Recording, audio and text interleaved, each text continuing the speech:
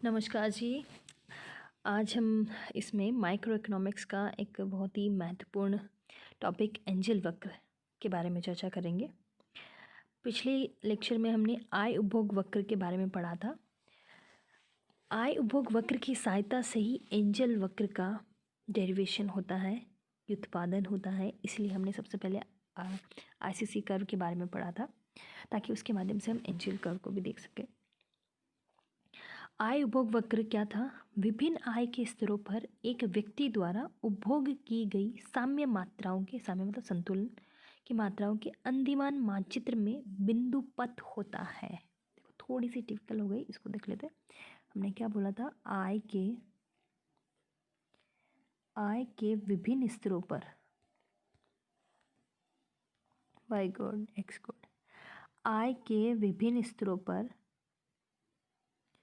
उपभोक्ता संतुलन के बिंदुओं को मिलाने वाली जो रेखा है या जो बिंदु पथ है वो क्या है? It is ICC.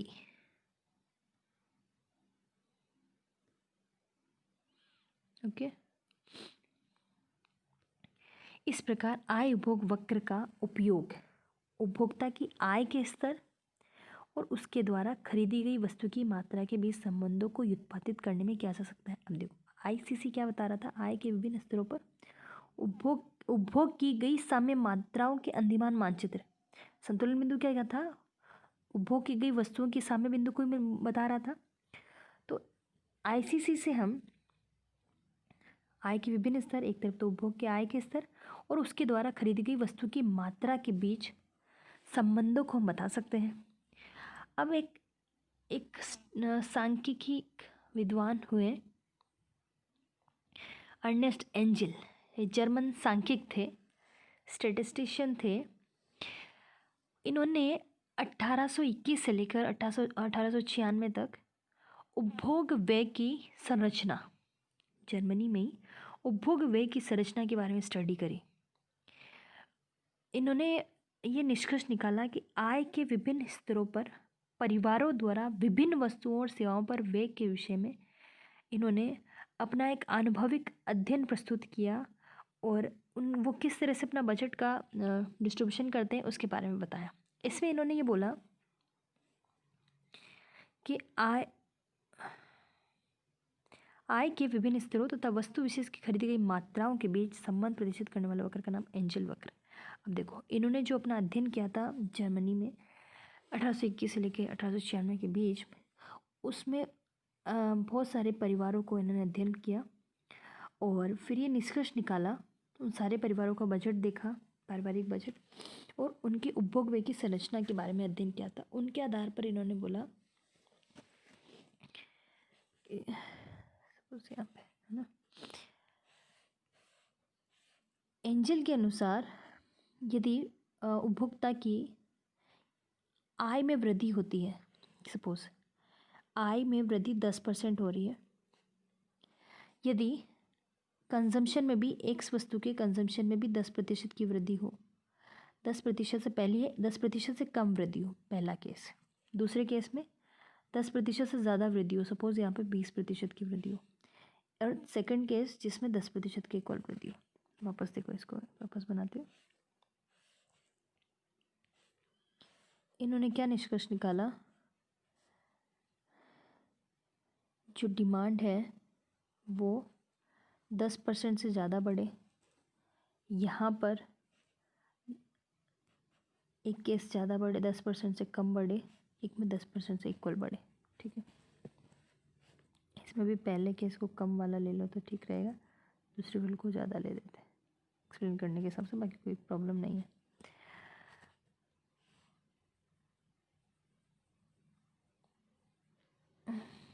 ठीक है,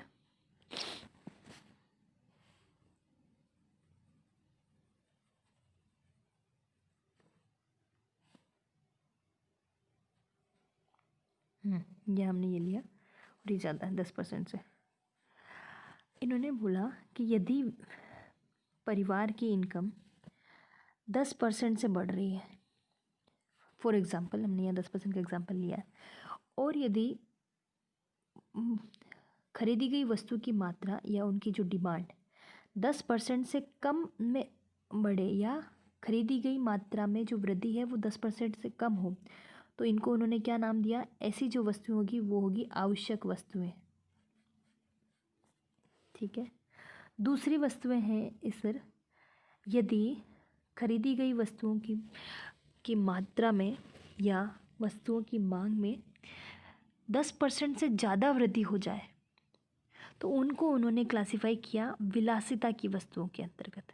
क्या बोला उनको? विलासिता की वस्तुएं। और जिन पे क्या नाम, इनकम में वृद्धि के बराबर जिन वस्तुओं की मांग में वृद्धि हुई है उनके लिए उन्होंने शब्द यूज़ किया आरामदायक वस्तुएं। ठीक, इसको वापस थोड़ा देखो, सॉरी यही देख लेते हैं।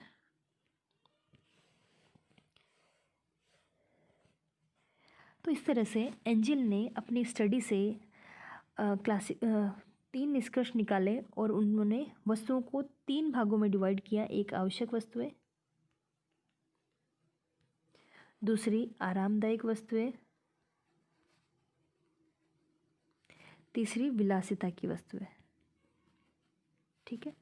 इसके लिए उन्होंने कहा कि जितना चेंज इनकम में हुआ है, change in demand is less than change in income. पहला केस, मतलब डिमांड में होने वाला जो परिवर्तन है वो इनकम के होने वाले परिवर्तन से यदि कम है तो वो वैसी वस्तुएं क्या है, उनको आवश्यक वस्तुओं के केस में रखा। अब ये कैसे, अभी ये डायग्राम से भी समझेंगे। दूसरा जो इन्होंने ये रखा कि जब डिमांड में परिवर्तन इनकम के परिवर्तन से बहुत ज़्यादा हो तो वो केस कौन सा होगा? उन वस्तुओं को क्या बोलेंगे? विलासिता की वस्तुएं। या इसको दूसरी तरफ से बोल सकते हैं कि विलासिता की वस्तुओं में जो डिमांड में परिवर्तन होगा वो इनकम के परिवर्तन से अधिक होगा। आरामदायक वस्तु के केस में उन्होंने बोला कि D इक्वल टू वाई, जितना परिवर्तन इसमें हुआ है, तो हमने 10% का एग्जांपल लिया था, तो मान लो सपोज इसमें 8% की वृद्धि हुई, इसमें 10% की हुई और इसमें 20% की वृद्धि। तो इस तरह से एंजल ने अपने इस रिसर्च के माध्यम से ये 3 निष्कर्ष निकाले और उन्होंने कहा कि जो भी परिवार है अपनी आय का आवंटन इस तरह से करते हैं। यही एंजल ने इस कर को दिया था। इसी कारण आय के विभिन्न स्तरों और वस्तु विशेष की खरीदी गई मात्राओं के बीच, किसी वस्तु विशेष की खरीदी गई मात्राओं के बीच संबंध प्रदर्शित करने वाले वक्र का नाम एंजल वक्र हो गया। और हम यहाँ पर नीचे देखेंगे ICC कर्व के माध्यम से किस तरह से एंजल कर्व हमने ड्रॉ किया है, डिराइव किया है। अब देखो, अन्य बातें समान रहने पर कीमत तथा खरीदी गई मात्रा के बीच संबंध व्यक्त करने वाले मांग वक्र की तरह। मांग वक्र क्या होता है? डिमांड वक्र। या हम प्राइस लेते हैं या क्वांटिटी डिमांडेड लेते हैं, इन दोनों के बीच में संबंध बताता है। ठीक है। इसी तरह एंजल वक्र, हम क्या करें, एंजल वक्र में यहाँ कीमत की जगह बस आय ले ली हमने। एंजल वक्र आय और मांगी गई मात्रा के बीच में संबंध को बता रहा है। अब इसकी ये शेप इसका कैसा भी हो सकता है, ये हम देखेंगे कैसा होगा। तो डिमांड वक्र जो कि प्राइस और मांगी गई मात्रा में संबंध बताता है, वैसे ही एंजल वक्र आय और मांगी गई मात्रा के बीच में संबंध बता रहा है। इसके अंतर्गत खरीदी गई मात्रा को प्रभावित करने वाले अन्य तत्वों जैसे कि वस्तुओं की कीमतें, उपभोक्ता की वरीयताओं को स्थिर मान लिया जाता है। ठीक है, इनको हमने कांस्टेंट माना है। उपभोग वक्र से एंजल वक्र यथोचित करने के लिए हमने यहाँ पर एक ये डायग्राम लिया है। इसमें हम देखो एक्स एक्सिस पे कमोडिटी एक्स, वाई पे कमोडिटी वाई।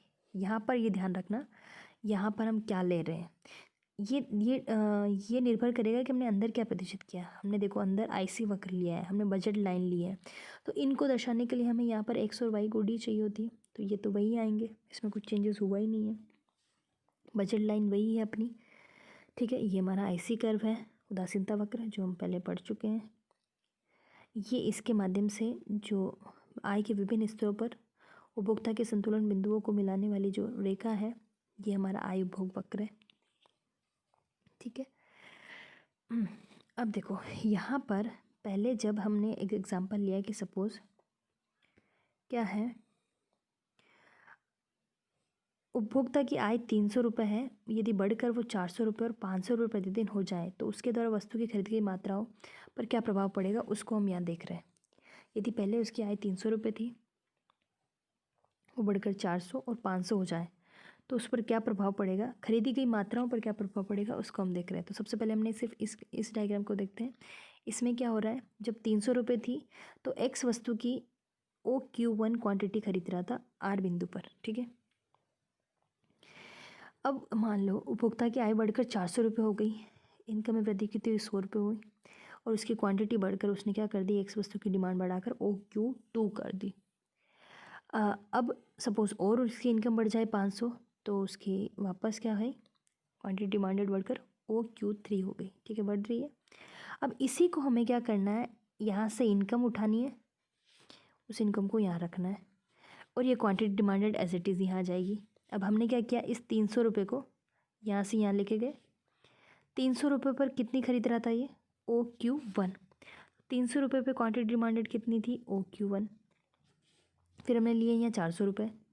400 रुपये पे क्वांटिटी डिमांडेड कितना था, OQ2, उसको यहाँ दिखाया।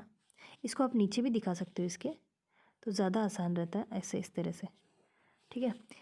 500 पे क्या है, OQ3। देखो इस तरह से आप दिखा सकते थे। इस डायग्राम में हम इसको नीचे भी बना सकते थे जो उधर हमने बनाया। तो इससे क्या होगा, OQ1 OQ2 OQ3 ये यहाँ नीचे आ जाते हैं, OQ1 Q2 Q3 सॉरी। अब देखो यहाँ पर जो पहला है वो किस पे था, 300 लेवल पे था, दूसरा 400, चौथा 500, ठीक है। इस तरह से हमें एक ये एंजल कर्व मिल जाता। तो नीचे भी बना सकते हो, इधर भी ड्रॉ कर सकते हो, सेम बात है। बहुत सारी बुक्स में ये नीचे दिया हुआ, इधर दिया हुआ, उससे कोई फ़र्क नहीं पड़ता। अब ये हमारा जो ये कर्व प्राप्त हुआ, जो क्या बता रहा है, आय और वस्तु की खरीदी गई मात्रा के बीच में संबंध को बता रहा है। तो ये हमारा एक एंजल कर्व हमें मिला। इसका शेप ऐसा क्यों है, ये भी बहुत कुछ बता रहा है, उसको भी हमें देखना पड़ेगा। चलो उसको देख लेते हैं। अब ये जो है यहाँ पर देखो, अब एंजल कर्व ने, अभी हमने एग्जांपल लिया कि यदि आय में वृद्धि से, आय में जितनी वृद्धि हुई है उसकी तुलना में यदि खरीदी गई वस्तु की मात्रा में कम परिवर्तन होता है, तो वो कौन सा केस है, आवश्यक वस्तुओं को प्रेडिक्ट कर रहा है। यहाँ पर देखते हैं, चलो ये एंजल कर्व किसका है। आय में वृद्धि हुई 300 से 400। तो अब देखो यहाँ पर क्या है, धीरे धीरे यहाँ पे 100 हुई तो Q1 से Q2 गए। अब फिर वापस 100 रुपये की वृद्धि हुई, तो पहले की तुलना में ये चेंज बाद में हुआ है वो कम हो रहा है, तो कम होते जा रहा है। तो यहाँ पर बता सकते हैं कि जैसे जैसे एंजल के रिसर्च के हिसाब से उन्होंने बोला कि आवश्यक वस्तुओं के केस में क्या होता है, जैसे जैसे व्यक्तियों की इनकम बढ़ती जाती है, उनके ऊपर जो, या आय में जितना परिवर्तन होता है उसकी तुलना में वहाँ कम खर्च कर रहे हैं, आवश्यक वस्तुएँ हैं। तो एक लिमिट तक ही उन पर एक जो एक्सपेंडिचर है बढ़ाया जा सकता है, ठीक है। तो यहाँ पर हाँ, सामान्य वस्तुओं के लिए एंजल वक्र ऊपर की ओर उठता हुआ होता है, जो ये प्रदर्शित करता है जो आय में वृद्धि होती है उपभोक्ता वस्तु की अधिक मात्रा खरीदता है, ठीक है, अधिक मात्रा खरीद रहा है। लेकिन एंजल वक्र का ढाल, अब यहाँ पर क्या है, सामान्य वस्तु के केस में पहली बात तो यहाँ हमें ध्यान रखनी है, आय बढ़ने पर एक्स की डिमांड बढ़ रही है, तो मतलब पहला तो हमारा जो एक क्लासिफिकेशन हो गया भाई, ये सामान्य है या घटिया वस्तु है। तो पहला तो क्लासिफिकेशन हमारा ये हो गया, तो ये क्या है, सामान्य वस्तु है। अब दूसरा, सामान्य में भी कौन सी है, आवश्यक वस्तु है, विलासिता की वस्तु है, क्या है, ये देखेंगे। अब इसका क्लासिफिकेशन भी ये बता देगा। एंजल कर्व कैसे बताएगा, एंजल वक्र का ढाल आय में वृद्धि के साथ यदि बढ़ रहा है, तो ये सूचित करता है कि आय में प्रत्येक समान वृद्धि होने पर वस्तु की खरीदी गई मात्रा में विस्तार क्रमशः घटता जाता है। जो एंजल कर्व का ढाल है वो भी बहुत कुछ बता रहा है, इसीलिए बोलते हैं कि इकोनॉमिक्स में हर एक लाइन का बहुत मतलब है। आप ये कैसे बना रहे हो, ऐसे बना रहे हो, ऐसे बना रहे हो, इसलिए हमेशा ये डायग्राम्स पे ही बेस्ड है। यदि एग्जामिनर आपकी कॉपी चेक करता है तो सबसे पहले डायग्राम दिखता है, यदि डायग्राम आपने गलत बनाया तो एक भी लाइन नहीं पड़ेगा, भले आपने कुछ भी लिखा हो। तो ये बहुत ध्यान से बनाइएगा।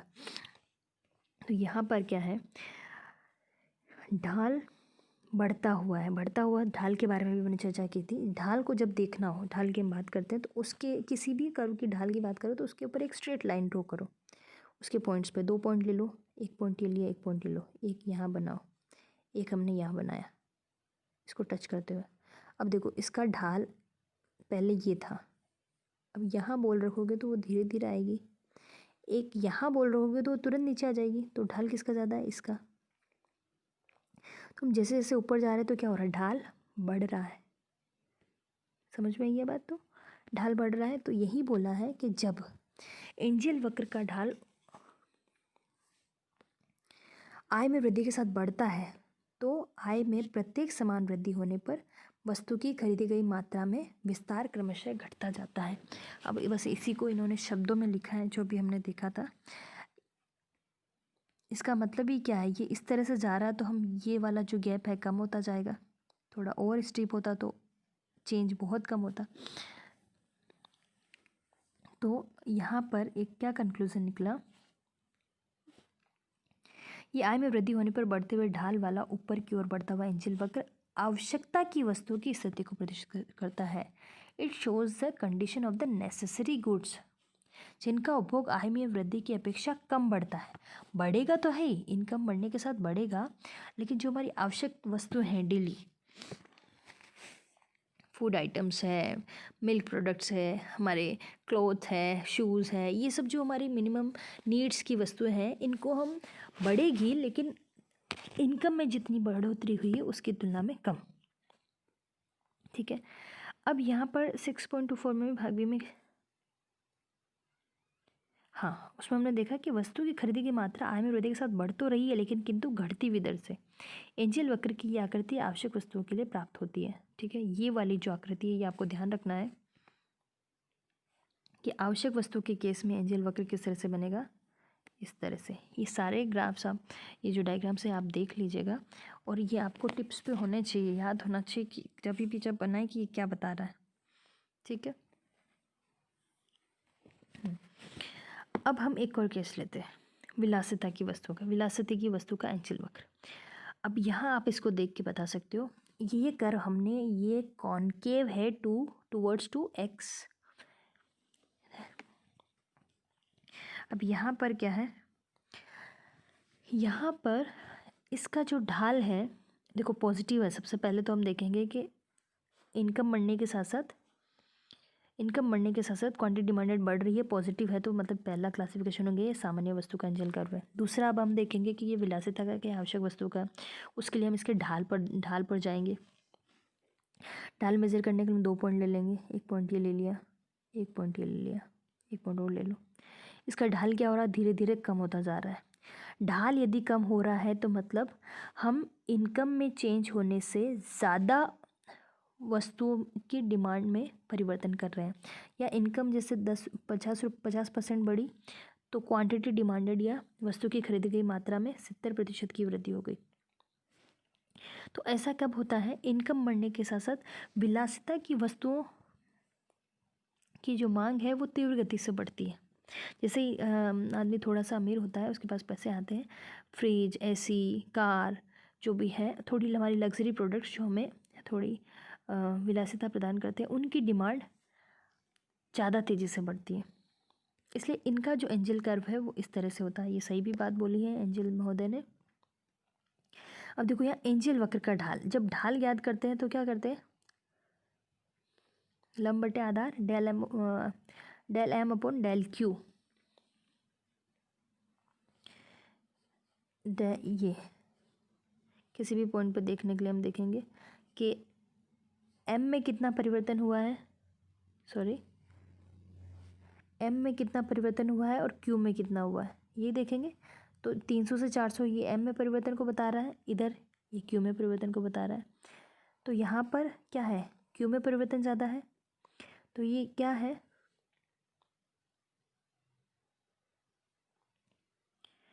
ढाल घटता जा रहा है, ये बढ़ता जाएगा। नीचे वाला डिनोमिनेटर, अंश या हर जिसे बोलते हैं, यदि ये मात्रा बढ़ती जाएगी तो ये क्या पूरा रेशियो कम होता जाएगा। तो ढाल क्या है? कम हो रहा है। तो इसका क्या मतलब है? आय में वृद्धि के साथ कमी हो रहा है, आय में वृद्धि के साथ घट रहा है।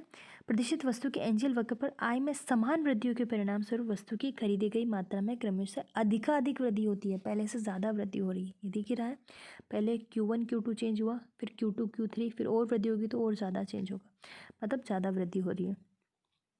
इस प्रकार ये जो वस्तुएं हैं ये विलासिता की वस्तु कहलाती है। विलासिता के उदाहरण तो इसमें यही दिए, लेकिन आजकल तो ये तो नेसेसरी गुड में आ गए हैं। विलासिता की वस्तु हमारी और बढ़ गई है। निम्न अथवा हीन वस्तु की स्थिति में भी हम एंजल कर्व बना सकते हैं। अब घटिया वस्तु के केस में जब हमने देखा था, पहला क्लासिफिकेशन तो यही है, पॉजिटिव है, ऐसे है, वो फ़र्क नहीं पड़ रहा, दोनों में बढ़ रहा है, तो ये सामान्य वस्तु का केस है। लेकिन जब नेगेटिव है एंजल कर्व इस तरह से, वो क्या घटिया वस्तु के केस को बता रहा है कि जैसे जैसे व्यक्ति की इनकम बढ़ रही है वैसे वैसे उसकी खरीदी गई मात्रा और कम होती जा रही है। जैसे 300 पे ओ क्यू डैश खरीद रहा था, 400 हुई तो और कम कर दी, 500 हुई तो और कम कर दी। जैसे हमने मक्के बाजरे का या वनस्पति घी का एग्जाम्पल लिया था, तो वही यहाँ फॉलो होगा, कोई बड़ी बात नहीं है इसमें भी, ठीक है, हम पढ़ चुके हैं। अगला ये एंजल कर्व इस तरह से भी हो सकता है। तटस्थ वस्तु का केस में एंजल कर्व इस तरह से होगा, जैसे फॉर एग्जाम्पल इनकम, व्यक्ति की इनकम कितनी भी बढ़ जाए उसकी डिमांड में कोई परिवर्तन ना आए, ऐसा कौन सा हो सकता है? तो इसका एग्जाम्पल है जैसे नमक, यदि अंबानी है या जो भी है, उनकी नमक जो कंजम्पशन है, तो उसको बढ़ा थोड़ी न देंगे या कट्टे भर भर के घर में ले आएंगे, नहीं होगा ना, तो उसकी जो डिमांड है वो तटस्थ ही होगी। तो इस तरह से ही हमने एंजल कर्व देखा। एंजल कर्व के जो विभिन्न शेप हैं और वो क्या क्या बता रहे हैं। आवश्यक वस्तु का एंजल कर्व कैसा होगा, विलासिता वस्तु का कैसा होगा, हीन वस्तु का और तटस्थ वस्तु का, ये सारे हमने ये देख लिए इसमें। तो आपका ये इस तरह से एंजल कर्व, ये बहुत ही इंपॉर्टेंट टॉपिक है, आप इसको ध्यान से पढ़िएगा, आप दोबारा पढ़िएगा, नहीं समझ आए तो फिर से मुझे मैसेज करिएगा। लेकिन ये लगभग ये आपसे एक ना एक क्वेश्चन इससे बनता ही बनता है, आता ही आता है। तो इसको नहीं समझ आए तो फिर से मुझसे पूछ लीजिएगा, एक बार दोबारा मैं कोशिश करूँगी, लेकिन इसको ज़रूर पढ़िएगा। धन्यवाद, शुभ रात्रि, गुड नाइट।